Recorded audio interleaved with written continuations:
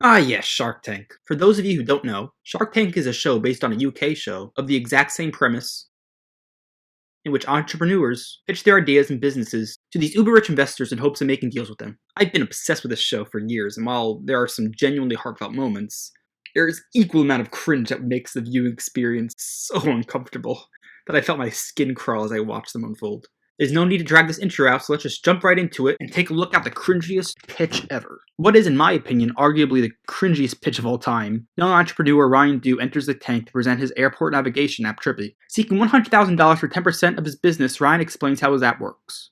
As Ryan explains, his app Trippy makes it easier to navigate airports. Something along the lines of giving flight information, telling you what food's at the airport, and stuff like that. I don't really get the whole thing because I don't really go to airports that often. But the Sharks definitely get it, and they are not that impressed. Fish sandwich. Oh, there goes that basketball career. Ryan's first mistake comes from taking a bite out of a burrito. As it's literally an entire minute of airtime later, he still hasn't swallowed the damn thing. Right now, we're in 9 airports. Ryan, are you still trying to finish your burrito? Yes. You can go ahead. Swallow. Okay, here we go. Let's get back on track. I'm sorry, I still have this burrito. That's all right. Oh you my go. gosh, thank you. Thank you, Eric. Oh, it's so embarrassing. We got time. It's only the biggest moment of your life and you're choking on a burrito. Oh, goddamn burrito. As the Sharks continue to ask him questions, Ryan seems to keep finding himself with answers that simply aren't impressing them. Why not tie into the back-end airport systems? Well, because we don't have connections I haven't reached out to the airports. You know, you said something. And it seems that he begins noticing when halfway through the pitch he says this. Unfortunately, I don't have that rich uncle. Unfortunately, I can't raise that friends and family around. Ooh, Ryan. Buddy. Hey, Ryan, don't say that. Don't say you don't have that rich uncle. Don't say that. Look, my dad worked in a factory. My mom was a receptionist. You just got to deal with the reality of what you have. You got to be more innovative. That's the beauty of being an entrepreneur. You get to create value. And what? Go with what you have. Don't look at what you don't have. As the Sharks begin dropping out one by one, you can visibly see the deterioration of Ryan's confidence, and it is very painful to watch.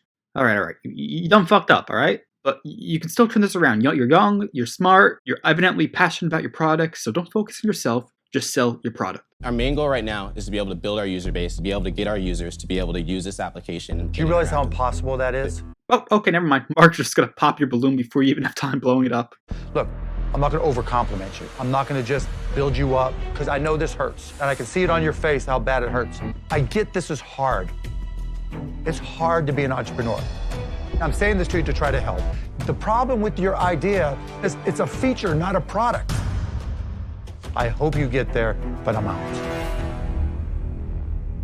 I wish you the best, buddy. With all due respect to Mark, even though I really don't like him as a person, that's a whole another side tangent. I think it's easy to see that he's not saying anything to hurt Ryan. He's simply treating him equally as he would any other older entrepreneur that comes in there. He makes it clear that he sympathizes with the kid because he was in his place when he was Ryan's age too. By the end of it, Ryan goes home without a deal, and yeah, that was undoubtedly cringy, but it looks like Ryan's gonna walk out of the room with his head held high, with a new sense of determination to— Hold on. Oh, no, stop! Hold on. No! I just have to say one thing.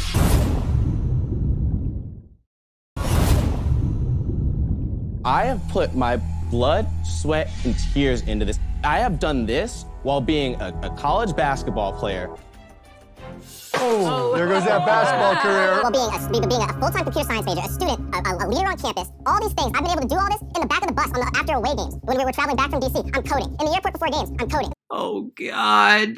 Oh, I can't begin to explain to you how much I just wanted to roll up into a ball and hide from this cringe when I first watched this episode. Ryan, you know what? Stop patting yourself in the back and stop feeling sorry for yourself. I've spent 36 hours straight coding, teaching myself differently. So is Robert, so is Barbara. It's part of the deal. It's honestly still pretty difficult to get through without wincing from the way Ryan handled the situation. I'm not patting myself in the back. I'm just telling you my story. You're gonna go in the real world. It's about investing in the entrepreneur. It's about investing in the entrepreneur as much as the product. Right. I understand. No. What we see here is a classic case of tough love. The Sharks repeatedly told him that he's a bright young man. I mean, he coded his own app while he was still in high school. I can't do that shit. Hell, I can barely edit a YouTube video on iMovie. However, it's clear to me that they're trying to tell him that while he is smart, this app just isn't that great of an idea, and that his brain could be better put to a brand new venture.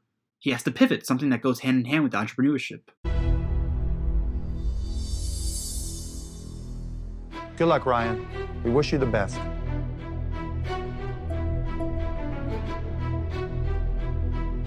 Hold on. I just have to say one thing. Nah, I'm just kidding. That would have been really freaking hilarious. Part of me feels bad for the kid, but I also understand that he needed this to happen. Throughout the whole pitch, anytime someone said something that wasn't encouraging, he either made excuses, he dropped his head, he pouted, he crossed his arms, and he argued. If he had done any research, he'd know that all these sharks were in the same position that he's in, and that begging for sympathy points just wasn't a viable option here. When he turned around and walked back in, he thought that this would be his heroic main character scene, where when all seems lost, he pushes through all the obstacles in his way and achieves his goals. But unfortunately, this isn't a story. He's not the main character. And I only hope that he's learned and grown from this experience, and that he does succeed in life someday. But yeah, that does it for me today. I know it's kind of a short video, but you know, I have a life outside of YouTube. No, I don't.